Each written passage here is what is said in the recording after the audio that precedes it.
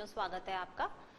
अध्याय 5 तत्वों का आवर्त वर्गीकरण हम ले रहे थे। दो वैज्ञानिकों द्वारा दिए गए आवर्त वर्गीकरण को हमने देखा था। पहला डॉबेराइनर का त्रिक नियम और दूसरा हमने देखा था न्यूलैंड का अष्टक नियम। न्यूलैंड अष्टक नियम और डॉबेराइनर त्रिक नियम में से न्यूलैंड अष्टक नियम से संबंधित बच्चों बोर्ड परीक्षा में 2 बार प्रश्न आए हुए हैं। पहले हम लेंगे उनको, उसके बाद हम चलेंगे मेंडलीव के आवर्त वर्गीकरण। नोट करें आप, 2016 में आया हुआ प्रश्न है बच्चों ये।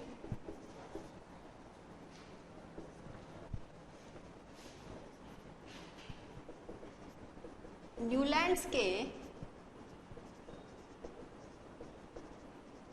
अष्टक सिद्धांत को लिखिए।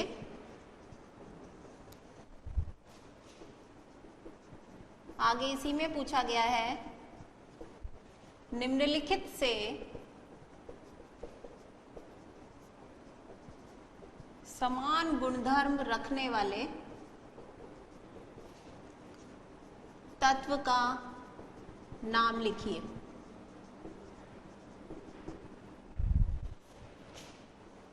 इसमें पहला दिया गया था हमें नाइट्रोजन और दूसरा दिया गया था लिथियम। इसी प्रकार 2013 में एक प्रश्न पूछा गया है बच्चों, न्यूलैंड्स की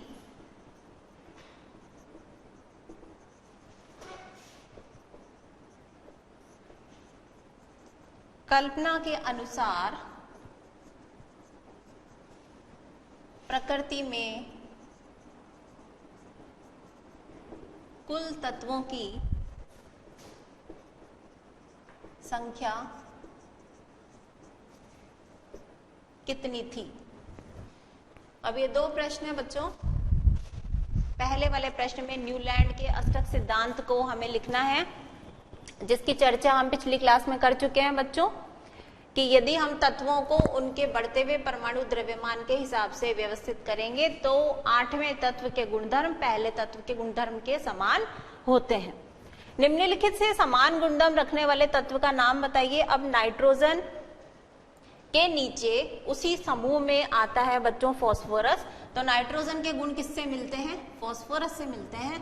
इसी प्रकार लिथियम जो है उसके समूह में नीचे की तरफ आता है सोडियम, तो लिथियम के गुण जो है वो सोडियम से मिलते हैं। ये इसका उत्तर हो जाएगा। दूसरा प्रश्न जो 2013 में आया था वो है, न्यूलैंड्स की कल्पना के अनुसार प्रकृति में कुल तत्वों की संख्या कितनी थी। न्यूलैंड के समय तक इन तत्वों की संख्या जो है वो 56 थी, तो ये इसका उत्तर हो जाएगा। नोट कर लें आप ये दोनों प्रश्नों को।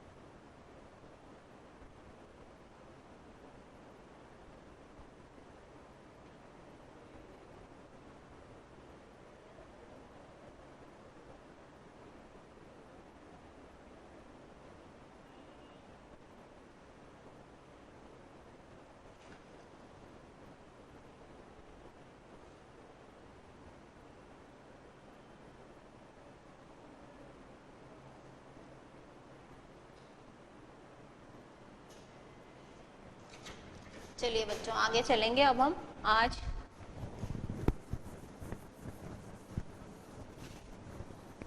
मेंडलीव का आवर्त वर्गीकरण लेंगे हम।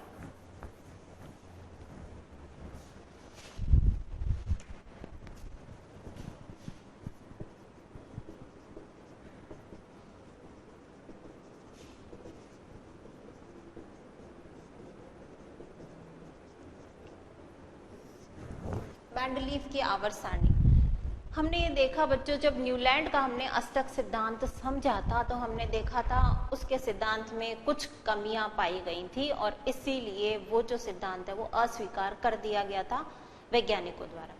आगे निरंतर कार्य चलते रहे और उसके बाद एक रूसी रसायनज्ञ आए, मेंडलीव, जिनका पूरा नाम था डिमित्री इवानोविच मेंडलीव। उन्होंने जो है तत्वों के परमाणु द्रव्यमान और उनके गुणधर्मों के बीच में संबंध स्थापित किया और हमारे सामने एक आवर्त सारणी प्रस्तुत की। उन्हें अपनी इस खोज के लिए बच्चों आवर्त सारणी का सृजक भी माना जाता है।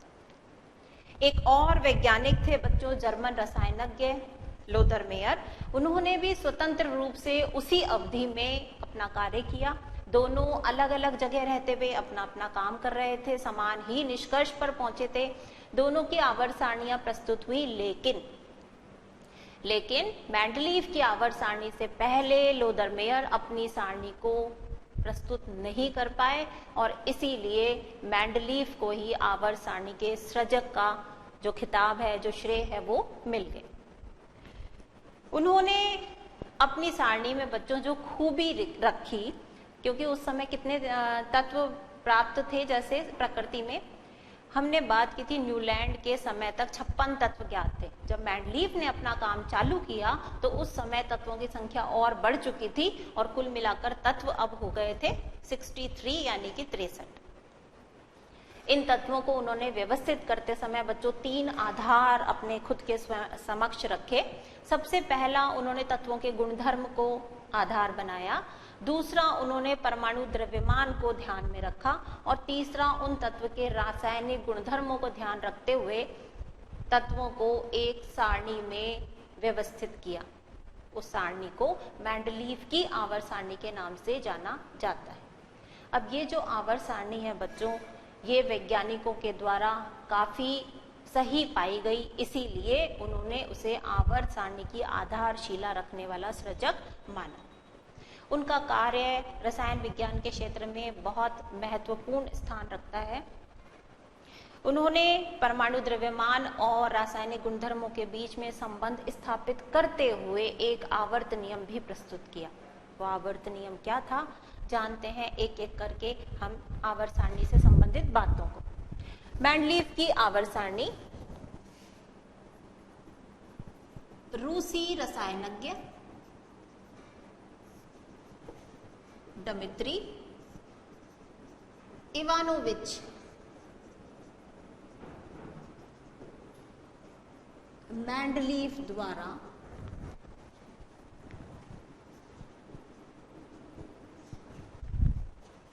आवर्त सारणी प्रस्तुत की गई। मेंडलीव के समय तक 63 तत्व ज्ञात थे। उन्होंने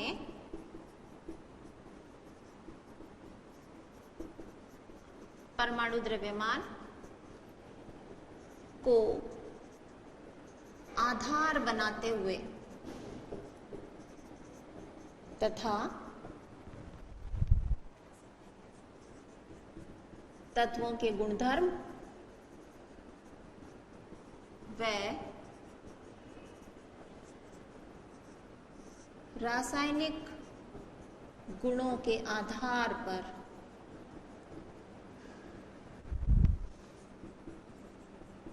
तत्वों को व्यवस्थित किया।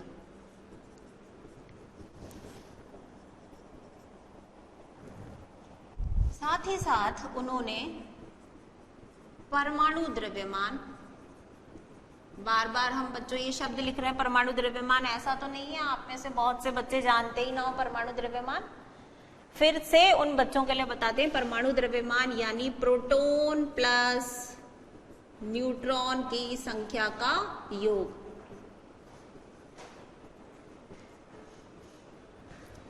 परमाणु द्रव्यमान तथा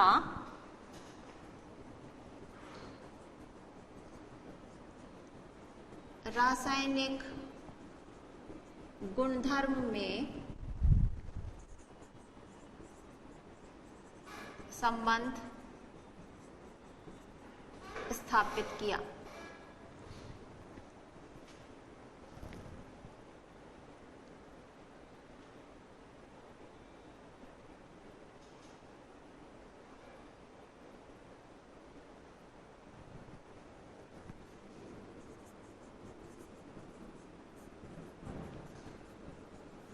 आवर्त सारणी का उन्हें सृजक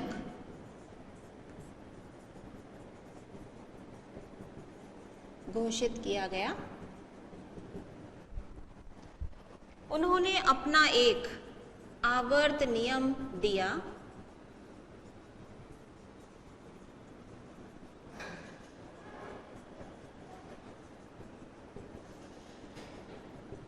बच्चों परीक्षा में पूछ लिया जाता है मेंडलीव का आवर्त नियम लिखिए, या फिर बच्चों मेंडलीव के बाद एक और सारणी प्रस्तुत की गई थी जिसे हम आधुनिक आवर्त सारणी जानते हैं। इस सारणी के बाद हम उसे भी समझेंगे। तो दोनों में से किसी का भी एक आवर्त नियम पूछ लिया जाता है। तो उन्होंने अपना एक आवर्त नियम दिया। क्या था वो? तत्वों के गुणधर्म उनके परमाणु द्रव्यमान के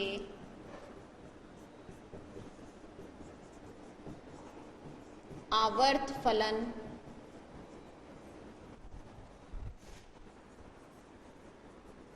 होते हैं। आवर्त नियम क्या था बच्चों? तत्वों के गुणधर्म उनके परमाणु द्रव्यमानों के आवर्त फलन होते हैं। इस बात का क्या अर्थ है समझते हैं अभी। पहले आप नोट कर लें ऊपर से बच्चों, क्योंकि बच्चों का ध्यान लिखने में चला जाता है। रूसी रसायनज्ञ डिमित्री इवानोविच मेंडलीव द्वारा आवर्त सारणी प्रस्तुत की गई। मेंडलीव के समय तक 63 तत्व ज्ञात थे। उन्होंने द्रव्यमान को आधार बनाया, साथ ही साथ तत्वों के गुणधर्म और उनके रासायनिक गुणधर्मों को भी ध्यान में रखते हुए तत्वों को व्यवस्थित किया। परमाणु द्रव्यमान तथा रासायनिक गुणधर्म में संबंध स्थापित किया। आवर्त सारणी का उन्हें सृजक घोषित किया गया और उन्होंने अपना एक आवर्त नियम दिया कि तत्वों के गुणधर्म उनके परमाणु द्रव्यमानों के आवर्त फलन होते हैं।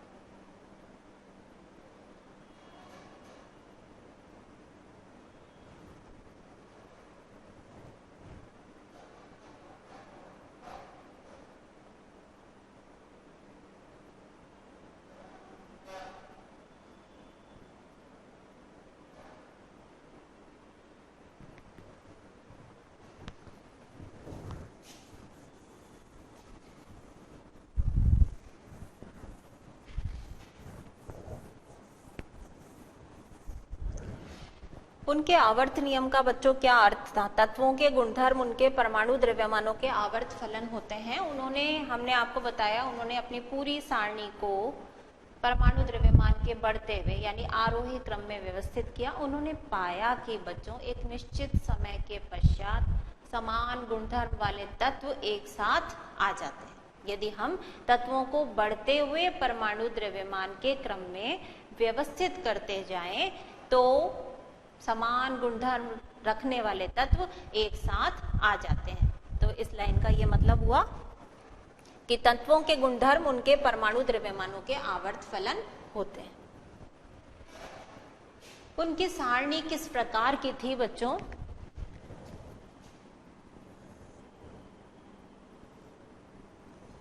इस प्रकार से उनकी सारणी में बच्चों हमें कुछ खड़े खाने नजर आते हैं। आपकी किताब में भी बनी हुई है सारणी।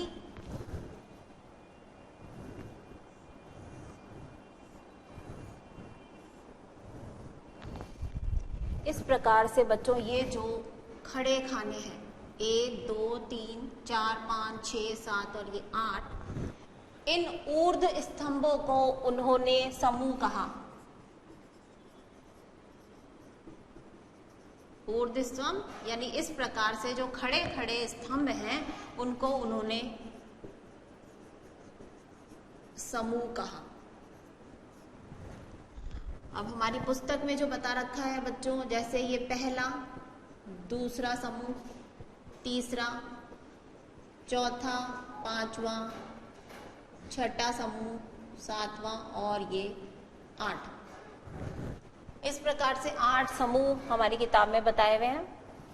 8वें समूह को छोड़ करके बच्चों प्रत्येक समूह जो है वो ए और बी उपवर्गों में भी विभाजित है। इस प्रकार से first A first B, second A second B, third A third B, इसी प्रकार 7वें तक यही क्रम है, उपवर्गों में ये बटा है।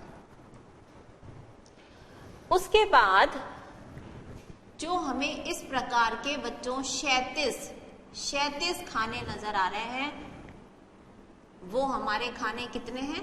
6 खाने दिखा रखे हैं। 1 2 3 4 5 और 6, यानी 36 पंक्तियों को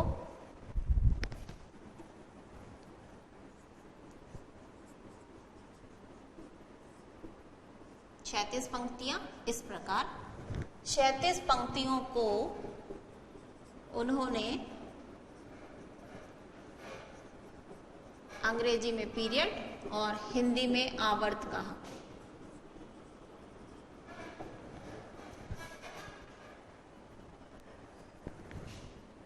इस प्रकार से ये क्या है?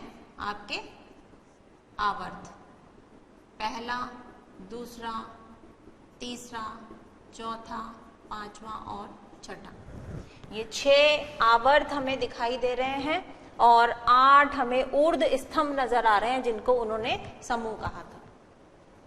8वें वर्ग को छोड़ दीजिए, बाकी सभी वर्ग ए बी उपवर्ग में विभाजित थे। कुछ इस प्रकार की थी मैडली द्वारा दी गई सारणी। सबसे पहले उन्होंने ही इतने बड़े लेवल पर तत्वों को व्यवस्थित करने का काम किया।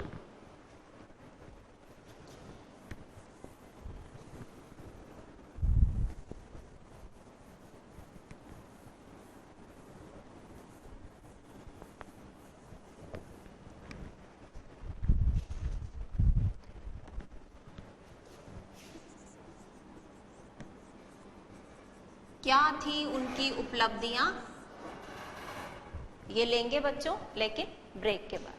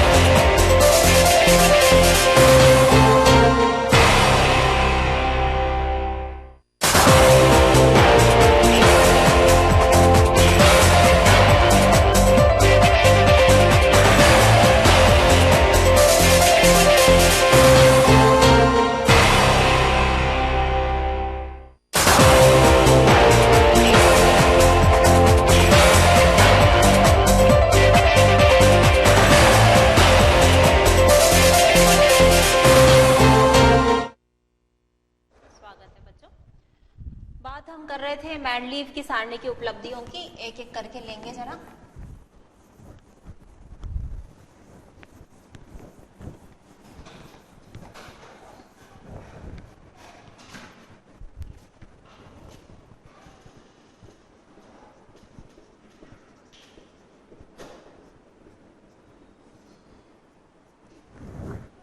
सबसे पहली बात देखिए बच्चों, ये जो आवर्त सारणी थी उन्होंने 1872 में जर्मन पत्रिका में प्रकाशित की गई थी। उनकी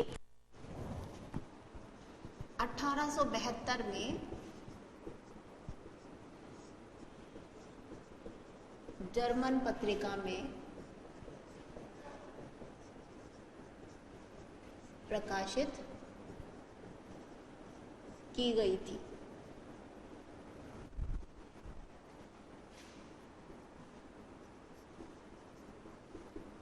उन्होंने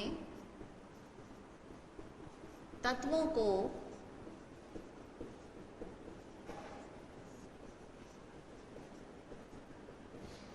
परमाणु द्रव्यमानों के आरोही क्रम में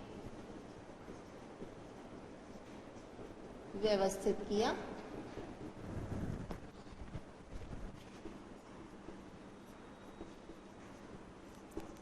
उनके योगदान के लिए वैज्ञानिकों द्वारा उन्हें आवर्त सारणी का क्या घोषित किया गया? सृजक, पैदा करने वाला, उत्पन्न करने वाला, बनाने वाला सृजक घोषित किया गया।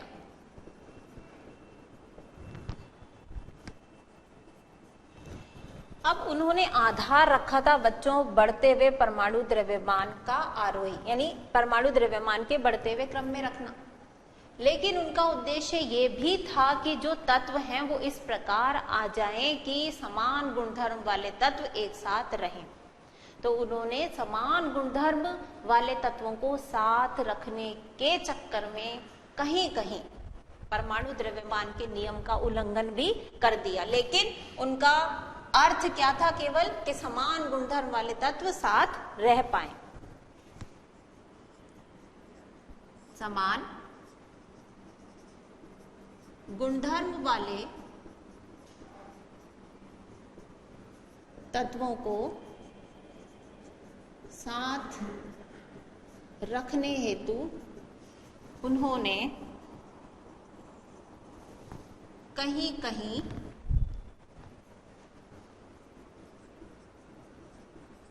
परमाणु द्रव्यमान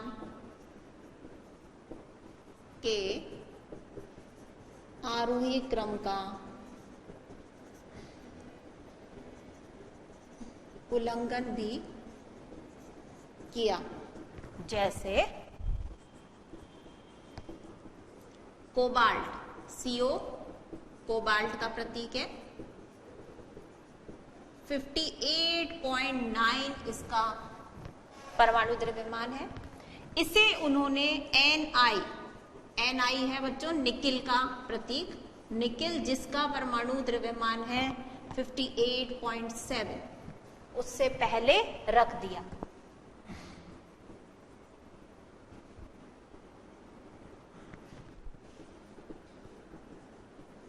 और क्यों किया उन्होंने? ताकि जो इसके समूह में तत्व हैं उसके गुणधर्म उनसे मिले। बहुत अच्छे भविष्यवेत्ता साबित हुए वो। क्यों साबित हुए? क्योंकि बच्चों जो तत्व उस समय खोजे ही नहीं गए थे उन्होंने उस तक की भी भविष्यवाणी कर दी थी और उन्होंने उन तत्वों के लिए विशेष रूप से आवर्त सारणी में खाली जगह भी छोड़ दी थी। तो ये बहुत बड़ी उपलब्धि थी उनकी सारणी की। नए खोजे जाने वाले तत्वों के लिए सारणी में रिक्त स्थान छोड़ा, ताकि जब उनकी खोज हो जाए उन्हें उस स्थान पर व्यवस्थित आसानी से किया जा सके। अक्रिय गैस, अक्रिय गैस जो है बच्चों, मेंडलीफ ने जब तक अपनी सारणी तैयार की उस समय तक ज्ञात नहीं थी। क्यों ज्ञात नहीं थी? क्योंकि इनकी प्रकृति होती है, ये बहुत ही कम क्रियाशील होती हैं, साथ ही साथ इनकी मात्रा भी प्रकृति में बहुत ही कम पाई जाती है। लेकिन जब मेंडलीफ की सारणी तैयार हो गई, उसके काफी समय बाद जब इनकी खोज हुई तो सारणी को बिल्कुल भी इधर उधर छेड़ने की जरूरत नहीं पड़ी। क्यों नहीं पड़ी? क्योंकि इन तत्वों को सारणी में एक नए वर्ग में सम्मिलित कर लिया गया। तो ये भी एक बहुत बड़ी उपलब्धि थी कि अक्रिय गैसों की खोज होने के बाद सारणी को बिना छेड़े हुए नए वर्ग में व्यवस्थित किया जा सका।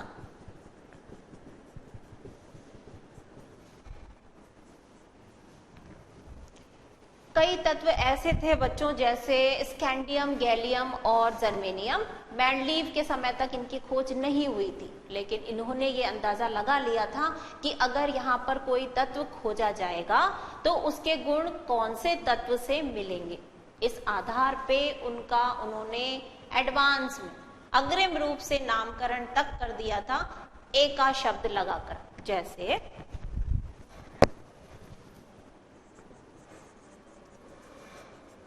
भविष्य में खोजे जाने वाले तत्वों का नामकरण उनके समूह में उपस्थित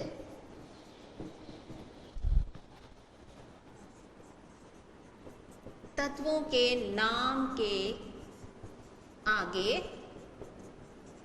एका उपसर्ग लगाकर किया।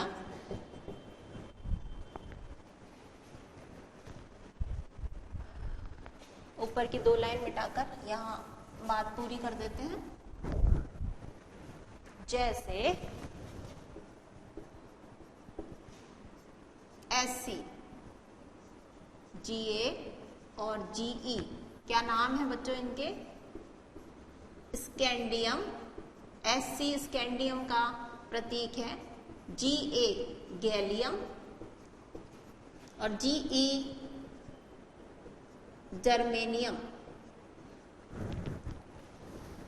SC स्कैंडियम, गैलियम और जर्मेनियम के लिए उन्होंने क्रमशः एका बोरोन, एका एल्यूमिनियम तथा एका सिलिकॉन नाम दिया। उन्होंने ये मान लिया था बच्चों कि जो बोरोन है उसके नीचे शायद कोई एक तत्व आएगा जो बाद में खोजा जाएगा और इसके गुण बोरोन से मिलेंगे, तो उन्होंने उसके नीचे जगह छोड़ दी और वहां नाम क्या दे दिया? एका बोरोन तत्व आएगा। तो इसके गुण किससे मिले बच्चों? स्कैंडियम से मिले। इसी प्रकार गैलियम के गुण एका एल्यूमिनियम से मिले, क्योंकि इसके गुण एल्यूमिनियम के समान थे तो इसका नाम उन्होंने क्या दे दिया था? एका एल्यूमिनियम। इसी प्रकार जर्मेनियम के गुण सिलिकॉन से मिले जब बाद में इसकी खोज हुई, लेकिन उन्होंने पहले से ही इसका नाम एका सिलिकॉन दे दिया था। इस प्रकार वो बहुत दूरदर्शी प्रतीत होते हैं।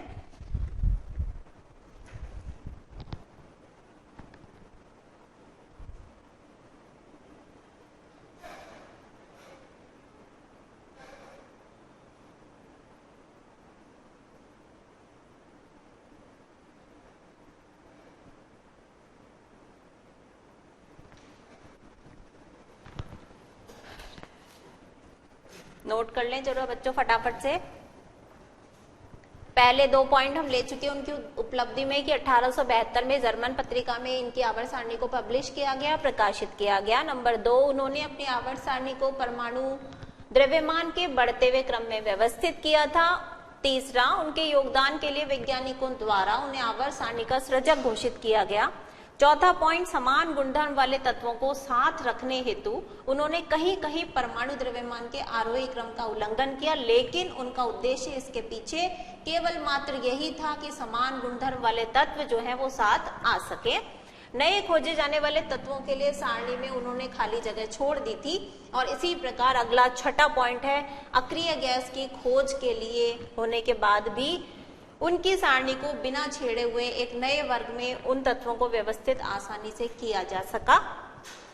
भविष्य में खोजे जाने वाले तत्वों का नामकरण भी उन्होंने एका शब्द जोड़ करके कर दिया था। ये इनकी दूरदर्शिता का ही है।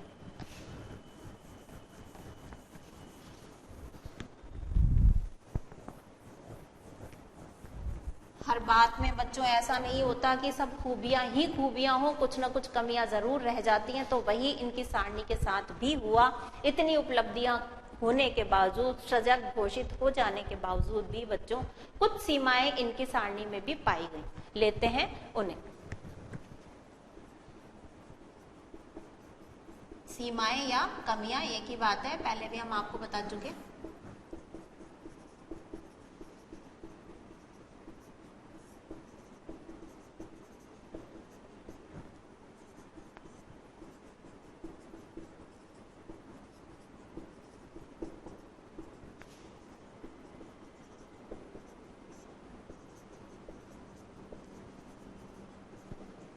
पहली कमी जो प्रतीत होती है बच्चों वो है हाइड्रोजन का स्थान अनिश्चित।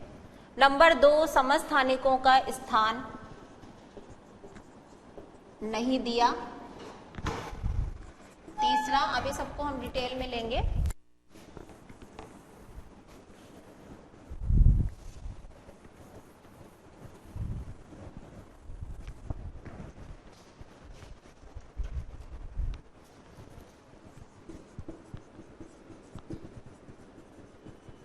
परमाणु द्रव्यमान का नियत तरीके से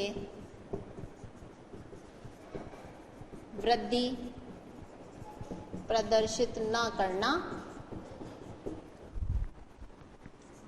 चौथा,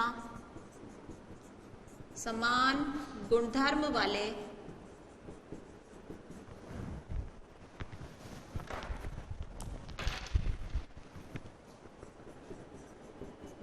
तत्वों को अलग अलग रखना।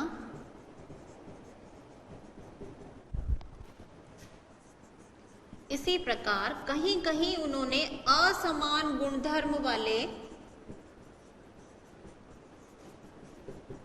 तत्वों को साथ रख दिया। तो असमान गुणधर्म वाले तत्वों को साथ रखना।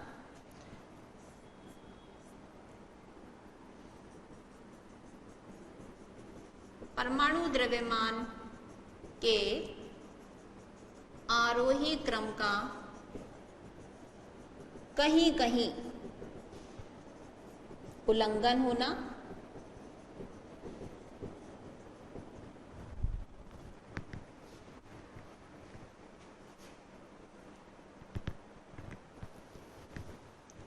और 7वां पॉइंट है, 8वें समूह में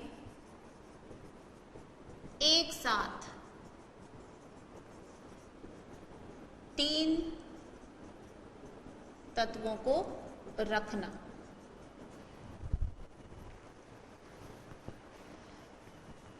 सबसे पहले जो कमी नजर आती है बच्चों वो है हाइड्रोजन का स्थान उनकी सारणी में कुछ अनिश्चित सा प्रतीत होता है। नंबर 2, समस्थानिकों को स्थान नहीं दिया गया। क्या है समस्थानिक, अभी बात करते हैं। इसी प्रकार नए तत्व कितने खोजे जा सकते हैं इसका अंदाज सही नहीं लग पाता, क्योंकि परमाणु द्रव्यमान नियत तरीके से वृद्धि प्रदर्शित नहीं कर रहे थे। समान गुणधर्म वाले तत्व अलग अलग रख दिए गए। कहीं कहीं असमान गुणधर्म वाले तत्वों को साथ रखा गया। परमाणु द्रव्यमान के आरोही क्रम का कहीं कहीं उल्लंघन देखने के लिए मिलता है। 8वें समूह में एक साथ उन्होंने 3 तत्वों को रख दिया।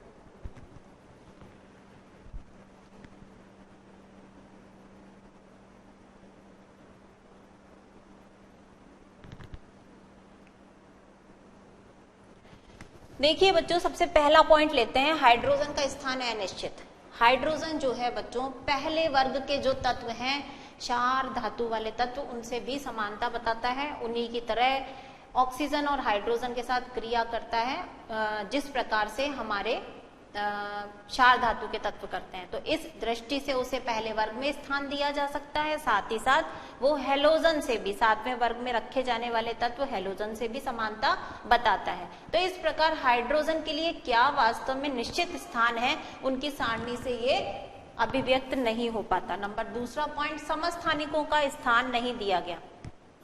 क्योंकि बच्चों उन्होंने अपनी पूरी सारणी जो है वो परमाणु द्रव्यमान पर आधारित की थी, और समस्थानिक वो होते हैं जिनके परमाणु क्रमांक तो समान हो लेकिन परमाणु द्रव्यमान अलग अलग होते हैं। तो जब परमाणु द्रव्यमान को आधार बनाया गया, उस हिसाब से बच्चों क्लोरीन का जो 35 समस्थानिक है उसे भी स्थान दिया जाना चाहिए, और क्लोरीन के 37 समस्थानिक को भी स्थान दिया जाना चाहिए, लेकिन उन्होंने तो क्लोरीन को केवल एक ही स्थान दिया। तो इस प्रकार समस्थानिकों का कोई वेटेज नहीं दिया गया उनकी सारणी में। तीसरा पॉइंट, परमाणु द्रव्यमान एक तत्व के बाद दूसरा तत्व लगातार ऐसा नहीं है कि उसमें कोई 15 परमाणु द्रव्यमान का अंतर हो या 18 परमाणु द्रव्यमान का अंतर हो। तो कहीं तेज गति से बढ़ रहे हैं, कहीं धीमी गति से बढ़ रहे हैं। तो ये अंदाज लगाना मुश्किल है कि क्या कोई तत्व, इसमें एक तत्व खोजा जाएगा बीच में या 2 तत्व खोजे जाएंगे। कहीं कहीं उन्होंने समान गुणधर्म वाले तत्वों को अलग रख दिया बच्चों। जैसे कि अगर हम उदाहरण लें कॉपर और मरकरी, कॉपर और मरकरी, इनके गुण जो है वो आपस में समान है, लेकिन उनकी सारणी में इन दोनों तत्वों को अलग अलग रख दिया गया। इसी प्रकार असमान गुणधर्म वाले तत्व साथ रख दिए गए। जैसे कि हमने आपको बताया फर्स्ट ए और फर्स्ट बी, हर समूह को उन्होंने ए और बी में बांटा। फर्स्ट ए के तत्वों के गुणधर्म फर्स्ट बी के तत्वों से अलग होते हैं, लेकिन उन्होंने इन दोनों को एक ही साथ रख दिया।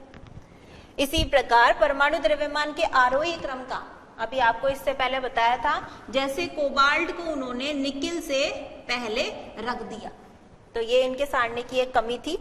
8वां समूह जो था बच्चों, जिसको उन्होंने ए और बी में नहीं बांटा, लेकिन उसमें उन्होंने क्या करा, एक ही समूह में 3 तत्व जैसे आयरन, कोबाल्ट और निकिल, 3 तत्वों को एक साथ 8वें समूह में इस प्रकार से रख दिया।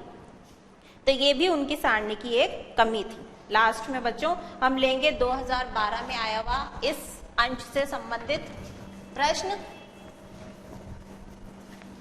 फटाफट आप देखेंगे। 2012 में आया हुआ ये प्रश्न, मैंडलीफ की आवर्त सारणी का सिद्धांत लिखिए।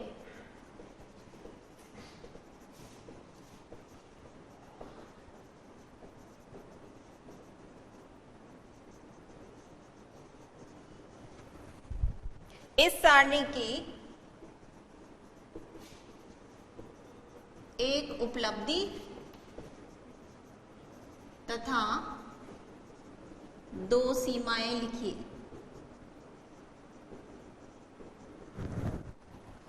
उत्तर निसंदेह रूप से आप अब कर सकते हैं। मैंडलीफ की आवर्त सारणी का सिद्धांत आप लिख सकते हैं कि तत्वों के गुणधर्म उनके परमाणु द्रव्यमान के आवर्त फलन होते हैं। उपलब्धियां हमने 7 उपलब्धियां पढ़ ली और साथ ही हमने सीमाएं देख ली हैं, आप इनसे लिख सकते हैं। तो बच्चों ये तो बात हमने की आज मैंडलीफ की आवर्त सारणी की। अगली क्लास में हम मिलते हैं आधुनिक आवर्त सारणी की चर्चा करने के लिए। तब तक के लिए नमस्कार।